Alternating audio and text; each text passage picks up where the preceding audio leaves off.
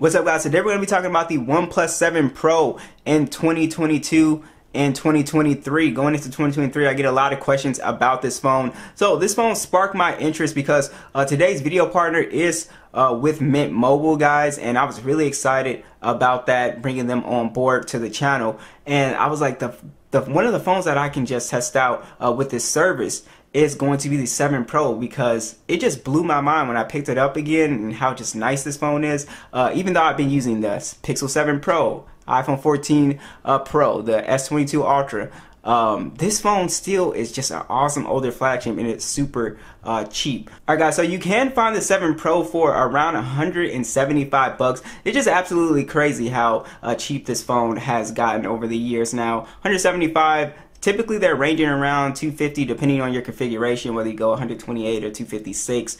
But it's such a great price here. And also, if you guys do get this and then you want to save money, I would definitely check out today's video partner, Mint Mobile. Alright, guys, so I want to talk about today's partner, and that is Mint Mobile. I'm really excited to bring this to you guys. So if you guys are interested in cutting some costs and saving some money, definitely check this out. With inflation and just how expensive everything is these days, with phones being $1,000 plus, this is a great service for you guys. So Mint Mobile offers premium wireless coverage for as little as $15 a month. You don't have to sacrifice any coverage, speed, or data, and it keeps the cost low. They sell direct to you online, so that's how they're able to keep that, that cost pretty low. I was spending about 50 bucks on my service, so I've been able to save money with this guy as well when I switch, and that has been really good.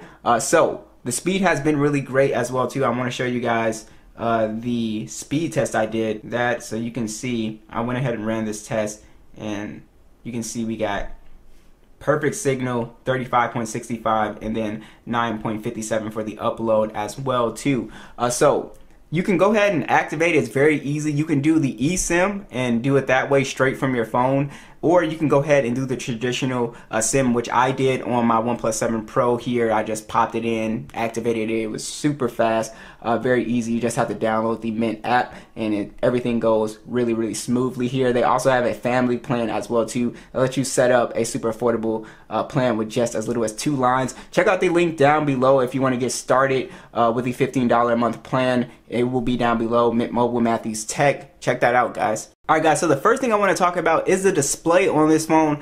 It's definitely the highlight of this phone. If you guys are into a lot of movie watching, or just you look at a lot of content on your phone, or you just appreciate a beautiful screen design, that is the thing that I fell in love with this phone with. It's just the screen is absolutely beautiful. Even though I have 14 Pro, Pixel 7 Pro, S22 Ultra, it still doesn't come close to the viewing experience on this phone. So when you're watching YouTube videos or whatever on your phone, it's just a beautiful experience. It's like an edge to edge. It has the curve to it, which some people don't like, but it still looks really good to me. It just gives you that like full screen, like I'm just holding a screen with very small bezels, so it gives off that feeling. And also, just when you're just doing anything on this phone, whether it's playing video games or whatever on here, it is just a breeze here. And they're able to do this with the pop-up selfie cam on here as well. And as you guys can see, it's a full 1440p 6.7 inch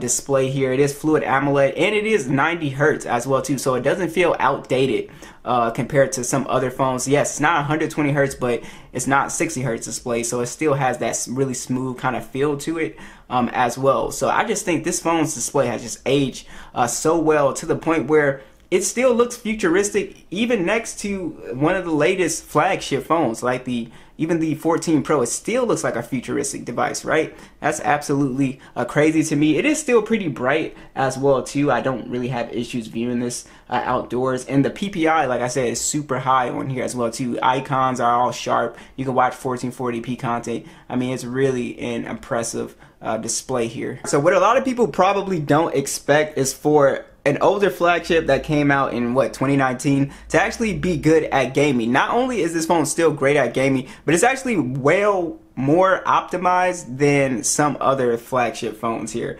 So most flagship phones could do PUBG at HDR Extreme. This phone can actually do 90 frames. A lot of phones do not have that, like my 14 Pro, the Pixel, I think even the S22 Ultra doesn't have the 90 frames option. The 7 Pro does have the 90 frames option, so playing shooting games on here, games like PUBG, is just crazy smooth. So this has the Snapdragon 855 chip on here. This version has 6 gigs of RAM. There's no SD card support, unfortunately. But yeah, this phone is crazy smooth when it comes to gaming. I think the only game it kind of struggled with was Fortnite.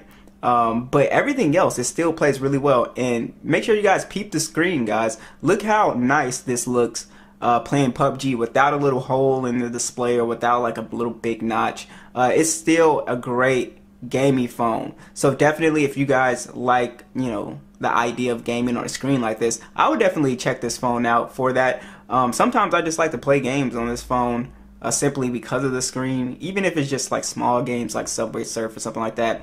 But yeah, the Snapdragon 855 chip is pretty well optimized. You can see it's playing PUBG like a breeze on here. This phone doesn't really overheat. The Snapdragon 855 chip is actually pretty well optimized. I would say one of their most well optimized chip. It doesn't heat up as much as these newer phones these days. But yeah, definitely check that out, and I'll go ahead and show you guys the PUBG score, not the PUBG scores, but the Geekbench scores for everybody that is curious about what those look like. You can use these and compare them.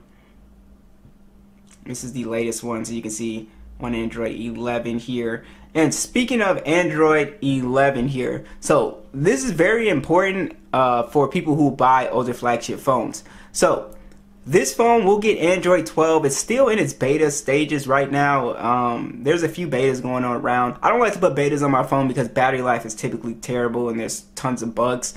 So when the stable version comes out, I'll let you guys know. It is taking a while, actually.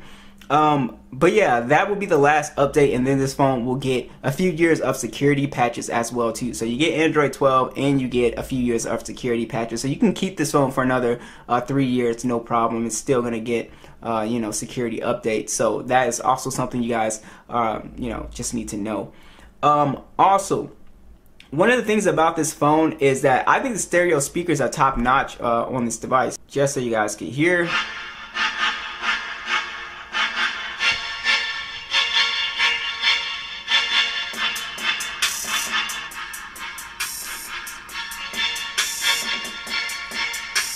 So it does have pretty good stereo speakers. Again, not the craziest that I've had, even in my old flagship collection. These aren't the craziest ones, but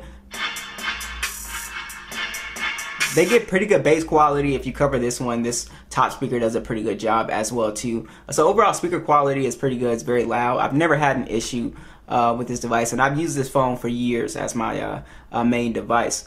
So yeah, so I do want to go ahead and talk about some other things that you guys should know about, and that is the fingerprint scanner is buttery smooth fast on here. You guys see basically instant, feels really nice, really fast. And then what's really cool is that they actually let you use the pop-up cam for face unlock, which is really awesome. So anytime I'm in public and people see that pop up, it always is like, whoa, wait, what kind of phone is that? That's always intrigued people. Alright, so I want to go ahead and talk about the image quality on the 7 Pro. Now, is it the best in its class of old flagships? No, but I've used the phone, like I said, as my main device, and it took some really great photos. Now that I look back at the shots, if you're a point and click type of person, it's going to take more than a good enough photo for, I think, most people. It's 48 megapixel standard, an 8 megapixel telephoto, does 3x optical zoom, and then you have a 16 megapixel ultra wide. It shoots in 4K 60 with a pop-up selfie cam that shoots in 1080p 30. Like I said, image quality is pretty good. Yes, do the selfies kind of need some little color editing and stuff like that? Yes. But in general, like I said, if you're in good lighting, this takes great photos. Like I said, the newer phones, they do such a much better job at low light photography, but I think in general, just well lit, medium lit setting, this is gonna still take a pretty great shot. So you can see the pictures for yourself. Honestly, they speak for themselves. So you can let me know what you guys think of those shots on this phone. All right, so what about the battery situation? How has this phone aged as far as battery wise? First off, this phone still charges pretty somewhat fast. It charges at 30 watts, but they released this phone with no wireless charging as well. So sometimes you just want to put the phone down and let it charge, but they didn't add that here. But like I said, it does charge pretty fast. Also, it's got a 4,000 milliamp battery on here. So this phone, it still gives me about a full day's use of battery life on here. I've never had this phone die on me ever. When I was out, I took it to CES in 2020, and I never had this phone die on me, even when I was like filming stuff and taking photos, sending emails, blah blah blah. This phone has never actually died on me once. So this phone does have pretty good battery life, like I said. So definitely, I think it's still great for, you know, just an average user. Yeah, if you probably play a ton of games and stuff like that, it could probably die on you. But if you're like a light gamer, if you're a light gamer, this phone, it easily lasts all day. So be sure to let me know, what do you guys think of the OnePlus 7 Pro? Be sure to let me know, and I'll catch you guys in the next one.